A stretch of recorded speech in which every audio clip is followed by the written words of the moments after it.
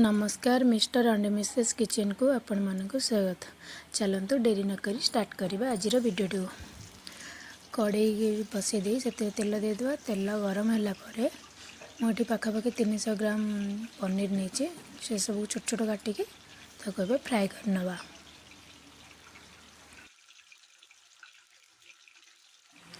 पनीर को पूरा deep fry करवानी, हल्का टिके फ्राए करवा। देखो मुझे कमी ही फ्राए रखा। पनीर को छाणी सारी पानी रे छाड़देवा। पानी रे छाड़देले से टिके सॉफ्ट रहिबो, से सब छाणी के पानी रे छाड़देवा।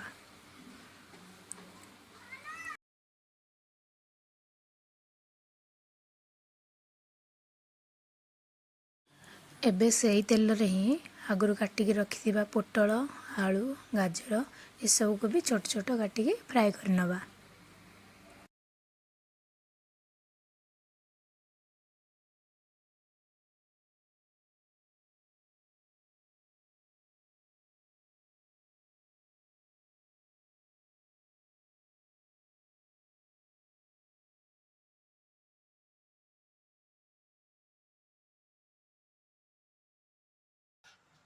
मुझे आउ अलग कड़े किसी यूज करूनी, से कड़े रे ही 3 चम्मच तेल देदेबा।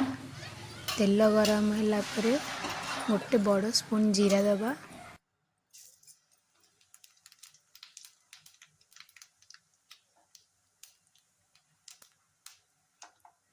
जीरा फुटीगला से काटिकी रखि पियाज दबा। मुझे गोटे बड़ पियाज को काटिकी नहीं, पियाज को भल भाव में फ्राए करवा।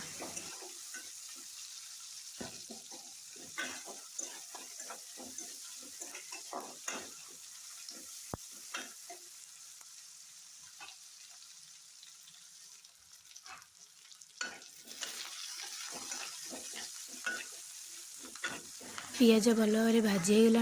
एबे स्टेज रे मु गोटे बड़ चम्मच रेड चिली पाउडर ऐड करुच्ची। रेड चिली पाउडर ऐड करिया द्वारा कौन हम ना कलरटा भल आसब और रागटा भी कम हम।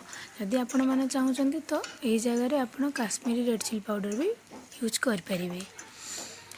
तापर आम ए ऐड करवा आगुरी बनई रखि पेस्ट। से पेस्ट मु कमी बनई गोटे मीडियम साइज पियाज को काटिकी रखी थी, आ गोटे मीडियम साइज टमाटर, 10 ରୁ 12टा रसुण कला, गोटे इंच अदा सब को ग्राइंड करके एबे से मसला को ऐड करिछि।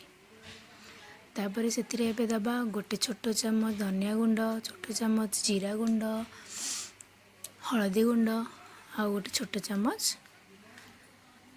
करी पाउडर, आ गोटे छोट चम्मच गरम मसला। एबे से सब को भल भाव में मिसई दबा।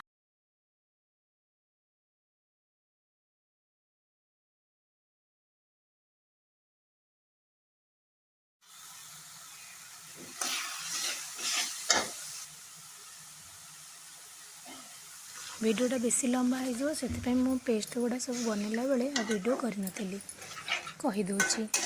एबे से मसला रे टिके पानी दे आ टिके ताको भल भाव में कषि नबा।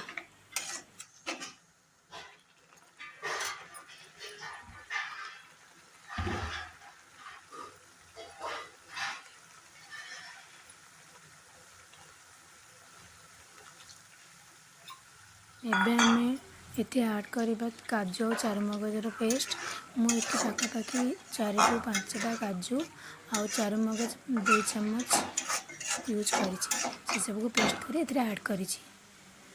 एबे से स्वाद अनुसार लुण को देदेवा। लुण को दे भल भाव में आउ हाफ मिनिट पाखापाखि 30 सेकेंड खंडे कषा।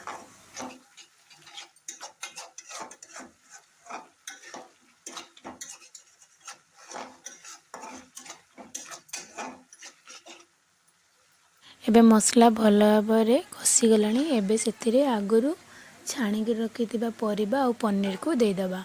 से सब को दे सारा भल भाव में मिसई नबा। 1 ରୁ 2 मिनिट से सब को कषिबा। कषि सारापर से 2 कप 2.5 कप पानी दबा। पानी दे भल भाव में गोले दे घोड़े देवा। से सब फुटिया छाड़देवा। फुटिले आउ पाखापाखि 5 मिनिट फुटीगला आमर रेडी हो आमर पनीर पोटल कुरमा।